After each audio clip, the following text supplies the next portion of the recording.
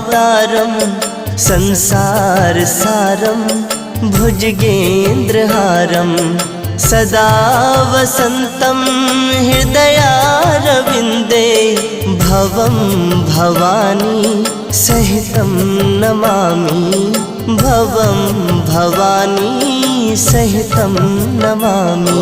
ॐ कर्पूरगारं करुणावतारं संसार